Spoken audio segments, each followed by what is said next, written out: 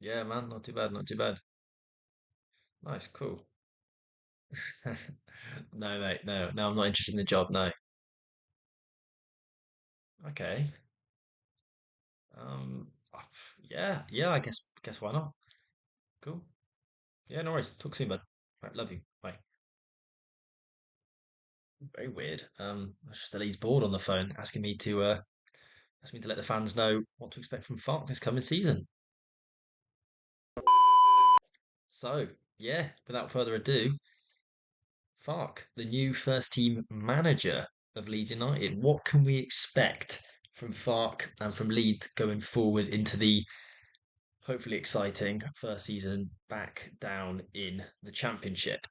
So, to start off with, I'm going to talk about what sort of thing we are to expect from Leeds. This is a 4-year deal. This is more of a long-term project under Fark. So, what can we expect from Leeds going forward in that sense? I think first and foremost, in terms of recruitment, I think again, similar to how it's been the last couple of years, or certainly under sort of Orta and Radrizzani, there is going to have to be a profit-based recruitment system. It was the same at Norwich under Webber and Fark, um, where we look to sign players and possibly lose them or sell them on for that profit. I think it was 70 million or so um, in player sales were generated during Fox era at Norwich. With obviously two promotions, two relegations in that.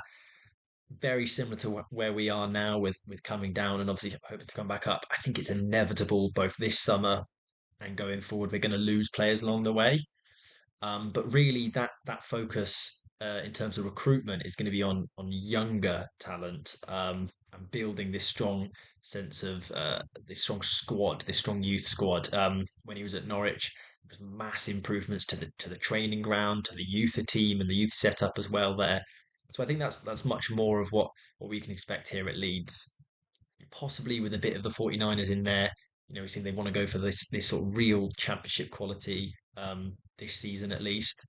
And obviously, we know about the stadium development and possibly some Thorpe Arch improvements as well. We might see, but really, that's what we should expect from them. And I think it will be interesting. What I found out recently about Fark, which I wasn't aware of when he was at Norwich, was he initially wanted to become a footballing director or a sporting director when he retired from his playing career, and he took his coaching badges to sort of understand the club from a manager or on the pitch point of view, and that transitioned into career in management.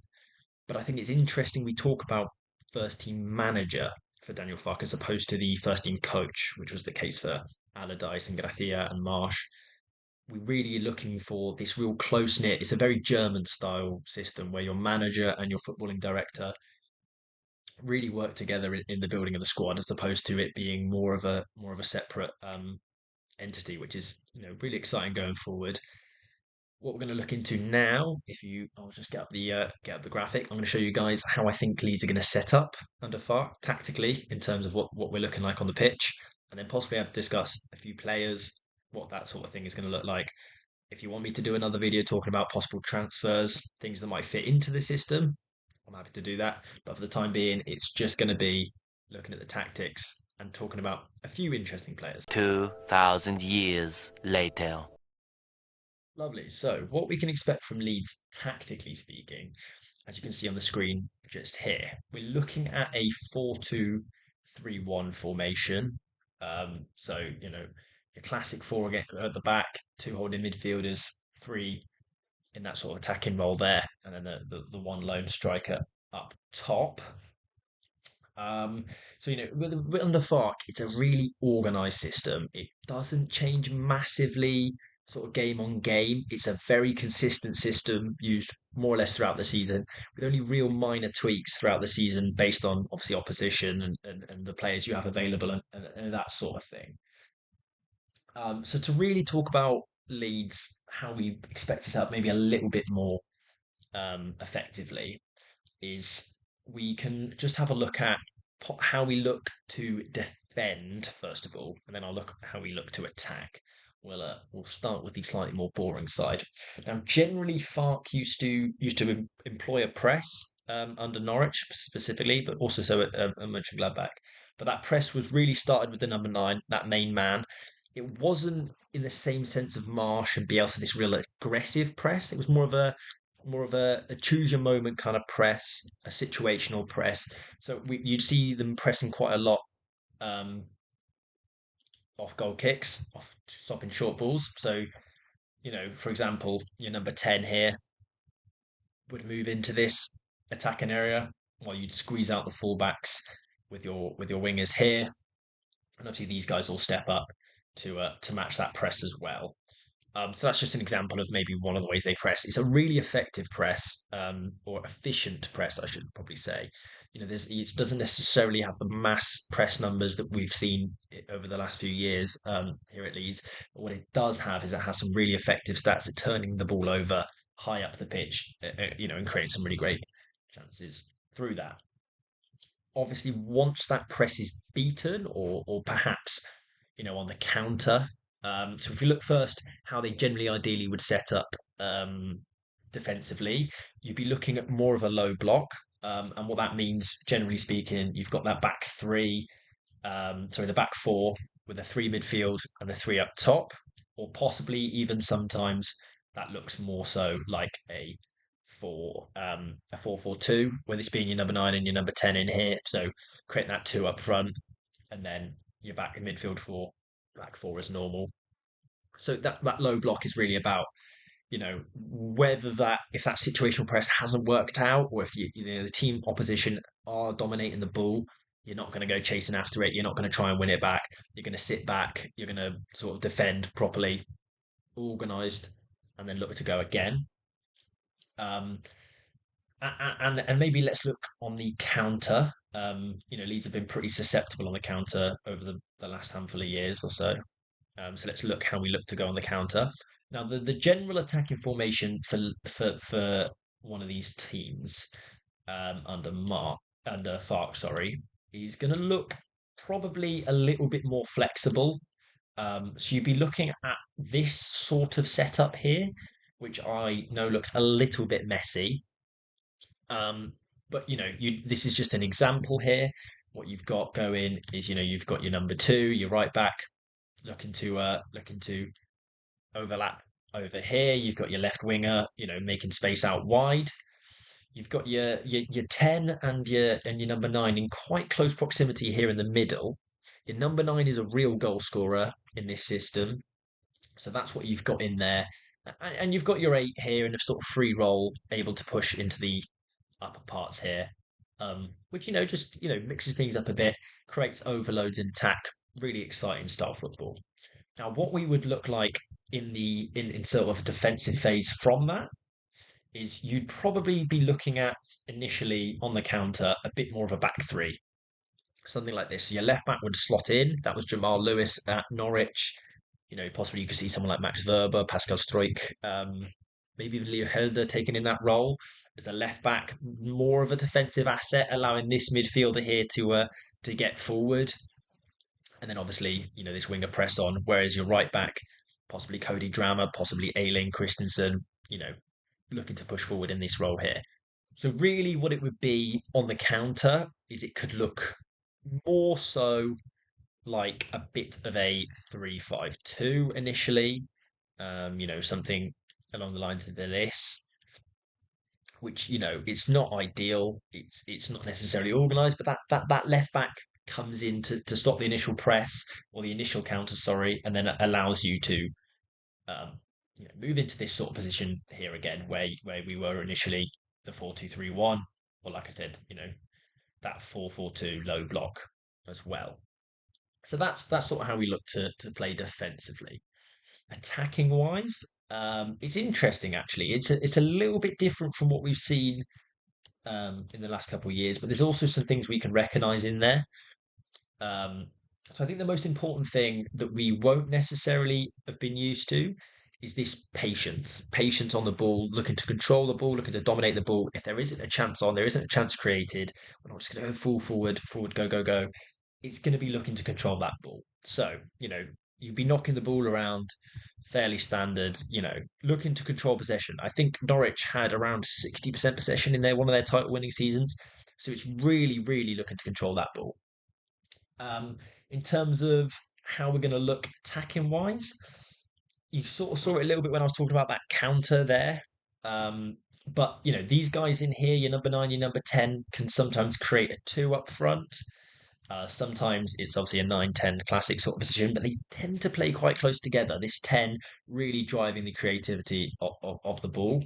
This right wing here really tucking in. Same with the left winger at times. Sometimes you get this left winger tucking in, and that 8 making these runs forward here. Under Norwich, I think they had quite a I can't remember his name now, but they had quite a strong ball carrying number 8 here. So what that often looked like was with Onel Hernandez out here and the number 8 picking up the ball here and driving forward and creating this sort of overloads. But yeah, it's generally your wingers come quite narrow. Your wing backs create the width. Times it will look something like this. It's attacking football. It's exciting football. It's all about what it will be is your number 7. Creating this overlap here and then pushing on into the space here and creating chances like this. Your number 9 in the system is really, really important in terms of goal scoring. Obviously, as I mentioned with the press, they press the defensive, the centre halves, the goalkeeper, that sort of thing. But in terms of positioning or in terms of the attacking play, it's less so of a sort of build up play striker or a dropping deep striker. It's about goals. We saw Timu Puki there. And that was a player they picked up on a free. It was about goals. So yeah, that's a little bit of a sort of relatively simple rundown of how Leeds look to play with these inside wingers, creating chances, creating overloads, quick passing, lots of movement, lots and lots of movement, and that's how we are going to look in terms of players and Leeds players and how they fit into this system. I think what's really interesting is listening to Fark's initial interviews is the way he spoke about some players. We talked a lot about unity, about hard working, about effort, that sort of thing. And I think that's something we really need to look. We really will see in the team that eventually comes into league. Now, I'm not going to talk massively about specifics in terms of trying to put out an 11 at the moment because there's a lot of players to come and go yet. But there's a few interesting players to talk about. I think. I think the first one of those is sort of that Rutter Gelhardt role, that sort of shadow striker, false nine, not really a number 9, not really a number 10, not really a wing, and they sort of in that between. And possibly this is a system where we can see a little bit more from them. We saw, I think it was Emi Buendia at Norwich, really, really thriving under this system. And I think Rutter and Gelhardt possibly could also do so. Gelhardt particularly, I mean, we haven't seen much of Rutter, but Gelhardt always looked like a really, really good player, but a player that maybe didn't have a fit in the system at all. And in this number 10 role here, possibly Gelhardt and Rutter could thrive. We're talking about a player that, like I said, sometimes becomes front of a part front two. So if you've got a traditional number 9 in there, you could see Gelhardt and Rutter perhaps joining them in the attack and obviously the press as well. Or perhaps even just, floating in this area and linking up chances here, getting in close to the 11s, to the wingers, getting in close here, moving on forward with your right back, that sort of thing. That could be an interesting little role in there for them. I think the other one is this one here, the number 2.